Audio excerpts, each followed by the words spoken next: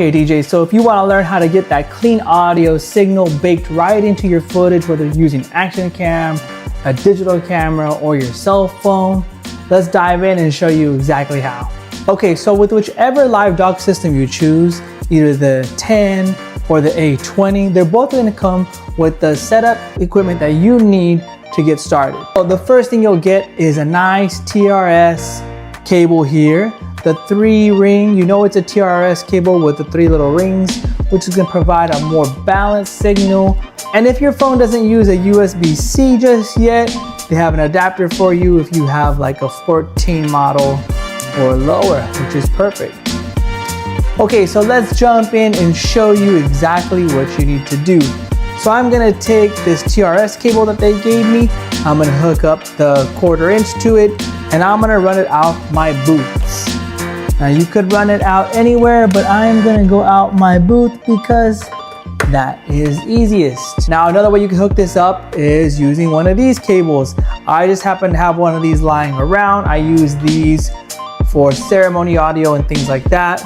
These are our 1/8 inch outs to the 1/4 inch. So I could always just run these two instead of the single mono one. Okay, next, now that I have that cord connected, I'm gonna take the 1/8 inch here and run it right into where it has this little mix. It looks like channels or mix button. I'm gonna plug it in right there. Okay, now that this is ready to go, I'm simply just gonna take the USB-C and plug it into my action camera because this will be doing the recording. You could also plug it right into your phone if you're gonna be recording from your phone. All right, and like that, I am ready to record nice solid sound straight baked into my footage. But before you're off to the races, there is one more step you need to do, and let's show you that right now. Okay, and the last and most important step is to see how it sounds. So what's really cool is that they also have a little port right here where it says headphones, and you'll plug your headphones right in. And here's gonna allow you to monitor the levels and see how it sounds. When I first started this, I had it way too cranked up. It was sounding super distorted. And then I realized, oh, I need to turn the volume down. Now that it's recording, I'm gonna go ahead and press play on this track. Okay, so I have the music playing right now and I'll be able to hear it. I'll switch you to my Action 5 camera.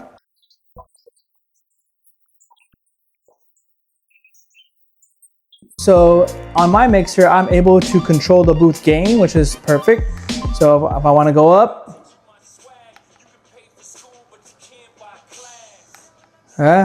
now I don't want to go too high, it sounds distorted. So I'm going to leave it about right there in the middle. And on my Action 5, I could actually see the gain levels, which I will show you right now. Okay, so right there at the top, you can see that I have the gain levels, and you can see I'm a little bit in the red actually on my Action 5. So if I bring down the booth sound right there. But as you know, we're not redlining, we're not headlining, so I like it just a little bit in the red, I'm not gonna lie to you. I think it sounds best right there. All right, and it is that simple. You get live, clean, crystal clear audio that's gonna sound good to the audience that you are trying to attract. Trust me, there's nothing worse than seeing a great video with some poor audio quality. Yeah, you kind of want to hear the crowd's reaction and things like that, but if you can't hear the mix that you're trying to actually show, then what's the point? Now, the last question you may be having is, well, what's the difference between the 10 and the A20? And really, they are actually very similar. The differences will be that the 20 here allows you to monitor the gain levels right here digitally, which is actually a pretty big game-changing performance. As you can see, I had to use my headphones along with the visual on my computer, on my Action 5. This will eliminate the need for me to look at the Action 5, and I can just kind of see the gain levels straight on my little interface here.